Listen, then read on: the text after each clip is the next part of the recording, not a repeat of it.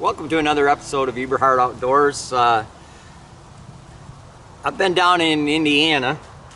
I was there a week ago for 3 days, then I went back for 3 days. And today is the 13th, and I shot this buck yesterday. It's not the buck I thought it was. I was sitting in my tree, and I had a pretty nice 10-point, probably 35-inch 10-point, chasing does about 60 yards away, and he came within 31 yards at one point, and I wouldn't take that shot.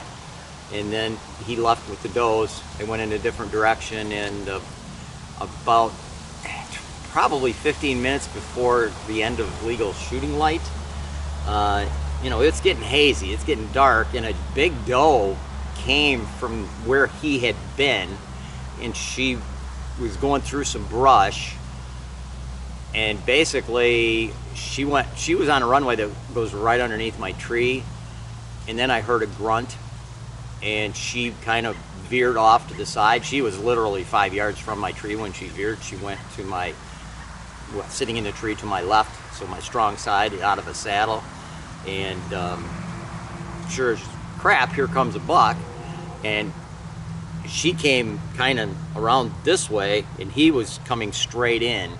So when she veered and went this way, he kind of circled around, wanting to push her back into the security cover, and she ran down the hill, because this is hill country. I was up in some hills, and he gave me basically a 16, 17 yard shot. It was just right there, just perfect. And he didn't go too far, 40 yards maybe, but I thought it was that 10-point because at that time everything happened so fast. I saw the frame, and it was a big frame. It was really high up off his head. As you can see, these antlers really are high. They go straight up, which is kind of rare. I don't think I've ever shot one that went up that straight. So it's a 9-point. Got a little fork on his G2 on the left side, but it still was a nice buck. It was tough getting his ass out of there, but got him, and it's a nice buck. I'm still happy. Yeah, got decent brows. Kind of disconfigured. This one curves in, this one just comes out and goes straight, and got a big kind of a weird fork there on that side. But for you guys looking for public land, I highly recommend Indiana. Indiana doesn't get a lot of press, but they went from $2 per person to $1 per person about 10 or 12 years ago, and statistically they moved up the P&Y entry rate ratios per licensed hunters about 10 spots. They were number 15, 16 on average, somewhere in there. Now they're like 5 or 6. So Indiana doesn't get a lot of pressure, not in my opinion anyway. I'm sure if you ask an Indiana person they do, but that's what they're used to. You can only base pressure on what you're accustomed to, because you probably don't have anything to compare it to. When you have things to compare stuff to, you can really tell what kind of pressure it's got. And Indiana, in my opinion, is a very lightly pressured state. I think they've got around 150,000 bow hunters. I may be wrong, but it's somewhere in that area. Michigan has about 350,000. I would highly recommend Indiana for an out-of-state hunt. Well, way more than Ohio. Ohio's got 300,000 bow hunters. Ohio gets some pretty decent pressure. Indiana and Illinois do not. But Indiana, for most people coming from the Northeast, Indiana is closer than Illinois. And I think it's every bit as good, if not better, because it doesn't get that press. Illinois gets a lot of press. And when you got a $2 state, you just don't get as many monster bucks, because people shoot 2 and they can be selective on their second one, but they don't have to be on the first one, so they just shoot a buck.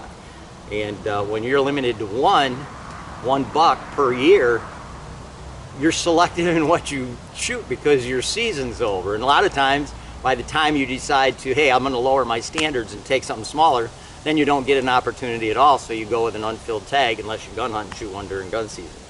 But this is a pretty unique rack. it's, it's definitely different than what I'm accustomed to, because these beams just come straight up. It's kind of different, but, and again, shot it with my trusty little 40-pound Matthews VXR. Tell you what, you guys that are using crossbows that say, well, my shoulder's messed up or something, because you're used to shooting 60 or 70 pounds, you don't need it. I'm telling you, you get a 40-pound bow with today's modern technology,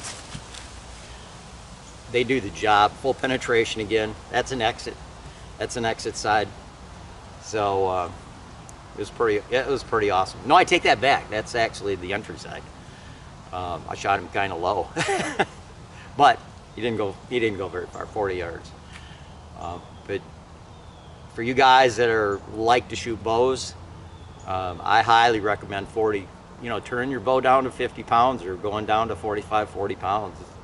You get the right arrows, a smaller cut broadhead, they do the job. I've had no issues, and I think this is my eighth buck with this 40-pound bow, and I've had absolutely no issues with it whatsoever. It's actually faster than my 60-pound compound was back in the late 70s. It's about 20 feet per second faster at 40 than it was at 60. So that kind of gives you an idea how the technology has changed.